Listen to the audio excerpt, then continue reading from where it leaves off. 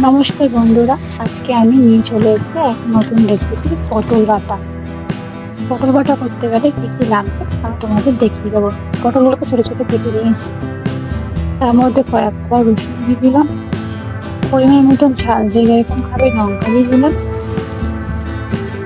এবার আমি দিয়ে দেবো সামান্য সরষে। সরষে দেওয়ার পরে এবার আমি সামান্য একটু ধনে পাতা দিয়ে দেবো, জাস্ট ফ্লেভারটা ভালো আসবে। চলো এবার এটাকে পেস্ট করে নেব। পেস্ট করে তোমাদের সঙ্গে দেখো খুব সুন্দর পেস্ট হয়ে গেছে। এবার পেস্টটা হওয়ার পরে এবার আমি দেখাবো কি করতে হবে। কড়াইটা গরম বসিয়ে দিলাম,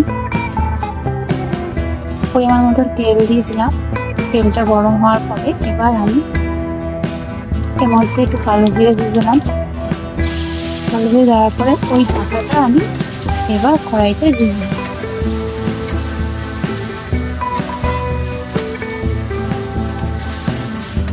নেড়ে ছেড়ে যে জলটা একটু শুকনো শুকনো হয়ে গেছে, এবার ওর মধ্যে নুন দেবো,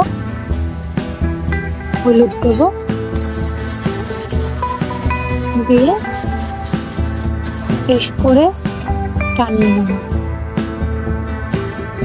এবার একটু চিনি দিয়ে দিলাম স্বাদটাকে ম্যানেজ করার জন্য। দেখো তেলটা বেশ ছেড়ে এসছে আর কালারটা খুব সুন্দর হয়ে গেছে। আমাদের টেস্ট রেডি। তোমরা বলো তোমরা কে কে খেতে চাও, চলে আসো।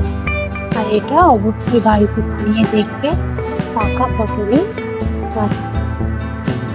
অবশ্যই ভালো লাগলে লাইক, কমেন্ট, শেয়ার অ্যান্ড ভালো লাগলে সাবস্ক্রাইব। আমি তো চলো খেয়ে নিচ্ছি, তোমরা বাড়িতে বানিয়ে খেয়ে নিও। টাটা।